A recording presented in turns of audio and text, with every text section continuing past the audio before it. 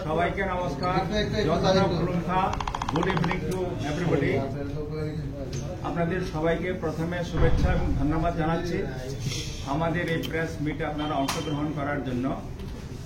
যে বিষয়টা আমরা এখন বলতে যাচ্ছি সেটা হচ্ছে Tripura tribal areas autonomous district council তরফ থেকে আমরা সাব জোনাল ডেভেলপমেন্ট অফিসার এবং ডেপুটি প্রিন্সিপাল অফিসার পদে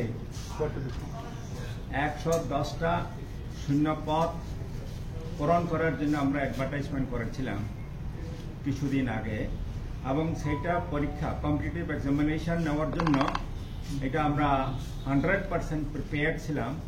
আগামীকালকে এদের নির্ধারিত ডেট আছে 12:30 থেকে 2:30 অবধি পরীক্ষা হওয়ার কথা ছিল। অ্যাকর্ডিংলি আমরা পরীক্ষা সেন্টারের ইনচার্জ, কোঅর্ডিনেটর, ইনভিজিলেটর্স, অবজারভার্স আমরা সবাইকে আমরা প্রস্তুত আছিলাম। তো আজকে আমরা একটা জানতে পারলাম যে কি আনসার কি এটা লিক হয়ে গেছে। তো তার জন্য এই যে আনএভিটেবল সার্কামস্ট্যান্সেস, এটার জন্য আমরা এই যে আগামীকালকে যেটা কম্পিটিটিভ পরীক্ষা যে নেওয়ার কথা ছিল for the post of sub zonal development officer and deputy principal officers, এই পরীক্ষাটা আমরা আপাতত আমরা স্থগিত রাখছি। It has been postponed, it has been decided to postpone for the time being, এবং আমরা ইমিডিয়েটলি আবার ডেটটা আমরা নির্ধারণ করে আমরা আবার বলে দেব।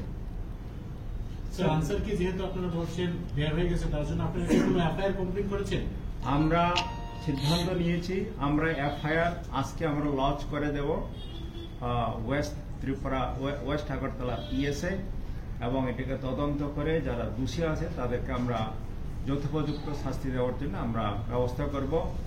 শুধু তা না, আমরা অ্যাডমিনিস্ট্রেটিভলি আমরা ডিসিপ্লিনারি অ্যাকশন আমরা নেব from the against the accused persons. Sir কিভাবে মানে লিক হলো, কিভাবে লিক হলো? আপনাদের এডিসি প্রশাসনের কি কেউ জড়িত রয়েছে বলে মনে হচ্ছে? এবং আমরা দেখেন, আমি বলতে চাই বিশেষ করে as a CEO of Tripura tribal areas autonomous district council আমরা বলে আসতেছি যে we are talking about the good governance, যেখানে আমরা ট্রান্সপারেন্সি আমরা মেনটেন করছি, এবং আমরা অ্যাডমিনিস্ট্রেশনের তরফ থেকে আমরা একটা রিক্রুটমেন্ট আমরা কনস্টিটিউট করেছিলাম। আজকে রিক্রুটমেন্ট বোর্ড সে এটিকে তদারকি করছেন, এবং কোয়েশ্চেন পেপার তৈরি করা থেকে আরম্ভ করে পরীক্ষার যে যাবতীয় যে বিষয়গুলা ওনারা দেখছেন। তো অ্যাডমিনিস্ট্রেশনের তরফ থেকে যেহেতু আমি রিপোর্ট পেয়েছি যে কি আনসারসগুলা লিক হয়েছে, তার জন্য অ্যাডমিনিস্ট্রেশনের তরফ থেকে সেটাকে আমরা পোস্টপোন করার জন্য সিদ্ধান্ত নিয়েছি। আধিকারিক ত্রিপুরাতে এরকম হয়েছে যে পরীক্ষার আগের দিন এরকম আনসার কি লিক হওয়ার ঘটনা এটি প্রথম?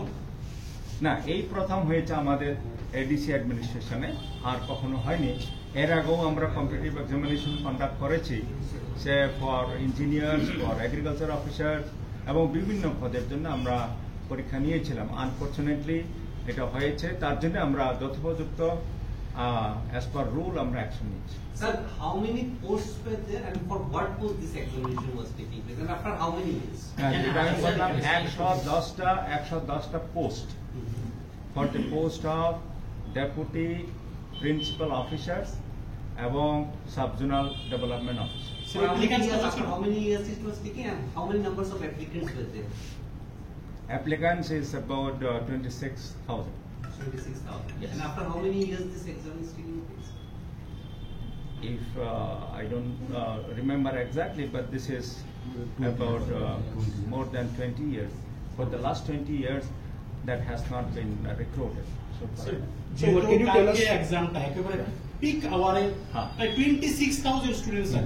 অনেকে এমন দেখা গেছে যে ওয়াইয়ে বাড়ি তাদের পরীক্ষা পড়ছে গুমুটিতে, নর্থে বাড়ি পড়েছে আগরতলা, অনেকে বুথে চলে এসেছে।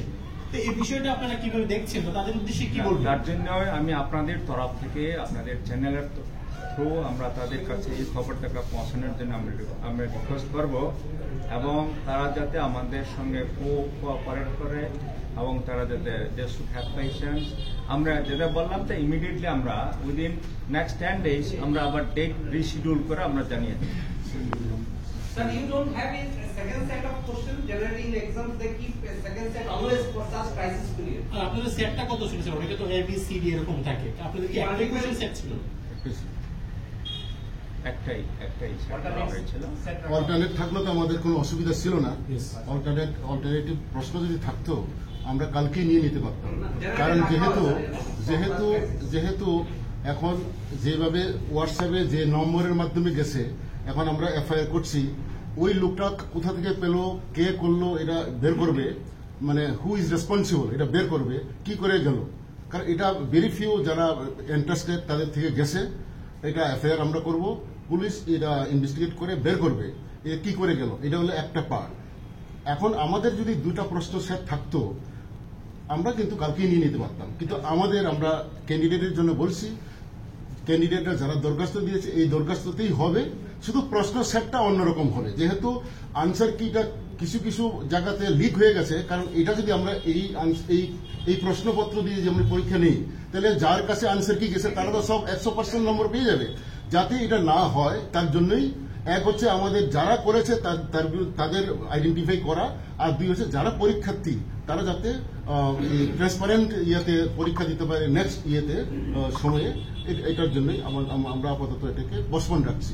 স্যার আমরা একটা দেখেছি যে টিপিএসসি পরীক্ষায় বলছি আরেকটা যে যারা যে দরখাস্ত যে রুল নাম্বার আছে সেই রুল নাম্বারেই পরীক্ষা হবে, সেই হবে। আমরা জাস্ট ডেটটা নতুন প্রশ্ন সেট করে আমরা করব। স্যার একটা প্রশ্ন ছিল, টিপিএসসি পরীক্ষা আমরা দেখেছি যারা আগরতলার বাসিন্দা তারা আগরতলাতেই পরীক্ষা দেয়, নর্থ হলে নর্থ, গুমতি, কিন্তু আপনাদের তরফ থেকে দেখা গেছে খোয়াই জেলার বাসিন্দা তাদেরকে গুমতিতে দেওয়া হয়েছে, নর্থের দ্বারা আগরতলা, এরকম কেন করা হয়েছে স্যার? এটা আসলে আমরা যারা করেছি এটাতে রুল নাম্বারে হয়েছে। এখন যারা দরখাস্ত দিয়েছে তারা দেখা গেল খোয়াইয়ের লোকটা আগে এসছে, খোয়াইয়ের রুল নাম্বারটা আগে পড়ে গেছে হয়তো 1000-এর মধ্যে, আর হয়তো অন্য জায়গার যে লোকটা এসছে তার রোল নাম্বার হয়েছে হয়তো 40,000। এখন আমরা করেছি রুল নাম্বার বেসিসে, ধরুন রুল নাম্বার 1 থেকে 11 মানে 1100 পর্যন্ত যারা আমরা খুমলুং অঞ্চল, খুমলুং এরিয়াতে, আমরা খুমলুং এরিয়াতে কলেজ বা ওইদিকে জম্পুইজলা, জিরানিয়া, বিভিন্ন জায়গাতে আগরতলা, এই ডন বস্কো কলেজ থেকে আরম্ভ করে ইকফাই ইউনিভার্সিটি, তারপরে এদিকে সমস্ত স্কুলে বিশালগড় হয়ে উদয়পুর পর্যন্ত আমাদের 71টা স্কুল আমাদের নিতে হয়েছে, 71টা স্কুল এবং কলেজ ইউনিভার্সিটি। যেহেতু অনেক আমাদের এটা আনফরচুনেট, এটা ব্যাপারটা প্রশ্নটা যেভাবে একদিন আগে কিভাবে হলো এটা আমরা আইডেন্টিফাই করব এখন, এবং যে করেছে তার শাস্তি যা হবার হবে। এখন যাতে আমরা ইমিডিয়েটলি পরীক্ষা নিতে পারি নতুন সেট প্রশ্ন করে, এটা আমরা দেখছি। স্যার অভিযোগ উঠেছে যে আনসার কি সেটা লাখ লাখ টাকায় বিক্রি হচ্ছে স্যার। আনসার কি না, আনসার কিটা আসলে হয়েছে এটা তৈরি হয়েছে 1-2 দিন আগে, এটা আপলোডের জন্য করা হয়েছে। মানে ওই যে পরীক্ষার পরে আমরা বলেছি, আমরা গাইডলাইন দিয়েছি যারা পরীক্ষা দেবে পরীক্ষার পরের দিনই আমরা ওয়েবসাইটে আনসার কি দিয়ে দেবো, যাতে করে পরীক্ষা যারা দিয়েছে তারা দেখতে পারে যে আমি কারেক্ট দিলাম কি দিলাম না। হ্যাঁ, ওইটার জন্যই আমরা জাস্ট রেডি করে এটা করেছি। এটা 1-2 জন বা 3 জনের হাতে গেছে, এখন এটা কি করে এটা বের হলো এটা পুলিশ দেখবে। আপনারা কি মনে করছেন প্রশাসনের কেউ জড়িত আছে?